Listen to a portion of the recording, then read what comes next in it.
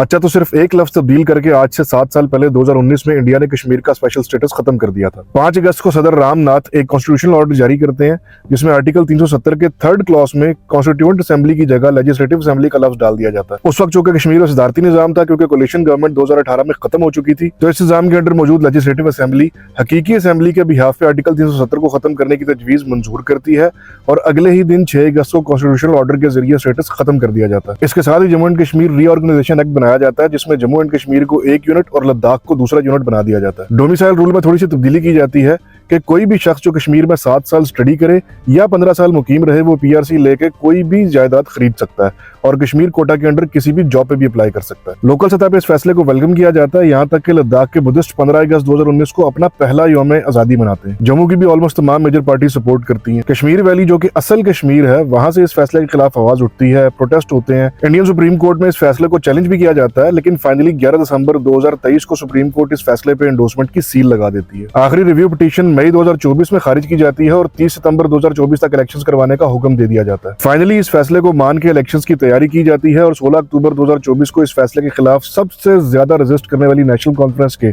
Omar Abdullah new setup में Jammu and Kashmir union territory के पहले सीएम बनते हैं। सो टेक्निकली, लीगली और रियलिटी बेस्ड एनालिसिस में मकबूजा Kashmir is now a lawful, legal and union part of India, यानी एलओसी के उस तरफ अब रियासत कश्मीर नहीं बल्कि इंडिया की यूनियन टेरिटरी कश्मीर है। पाकिस्तान दुनिया का इकलौता मुल्क है जिसने इस फैसले को हर सतह पे अपोज किया। चाइना ने सिर्फ लद्दाख पे ऑब्जेक्ट किया और स्टेटमेंट दी कि अक्सर चीन चाइना का इलाका है और इंडिया का ये इकदाम उस पर लागू नहीं होता। यूएसए और यूके ने सिर्फ ह्यूमन राइट्स की बात की कि उनका ख्याल रखा जाए और इंडिया की इस स्टेप को उनका लीगल इंटरनल मैटर करार देके साइड पे हो गए। यूएन ने क्लोज डोर इजलास 16 अगस्त 2019 को बुलाया जिसमें इंडिया के बिहाफ पर रशिया ने बात की और कहा कि ये इंडिया का अंदरूनी मामला है और इसमें दखल अंदाजी की किसी भी करारदाद को हम वीटो कर देंगे। यूएन ने इसके बाद कोई इजलास नहीं बुलाया, ना कोई ज्वाइंट स्टेटमेंट दी, बस सिर्फ ये बयान दिया गया कि ह्यूमन राइट्स का ख्याल रखा जाए और पाकिस्तान और इंडिया इस बायलैटरल इशू को 1972 के शिमला एग्रीमेंट के मुताबिक हल करें। यानी आसान अल्फाज में यूएन अपनी तमाम करारदादों से पीछे हट चुका है और अब ये मानता है कि इंडिया और पाकिस्तान का आपसी मसला है। इसीलिए आज तक कभी यूएन ने इंटरफेयर नहीं किया, ना ही यूएन से जुड़ी किसी और तंजीम या बॉडी ने कभी कोई एक्शन या नोटिस लिया। आजाद कश्मीर के बहन भाइयों को इस बारीकी और नाजुक सिचुएशन को समझना चाहिए कि किसी भी इंतशारी टोले की बातों में आके अपने घर को खुद आग ना लगाएं। See you in the next video.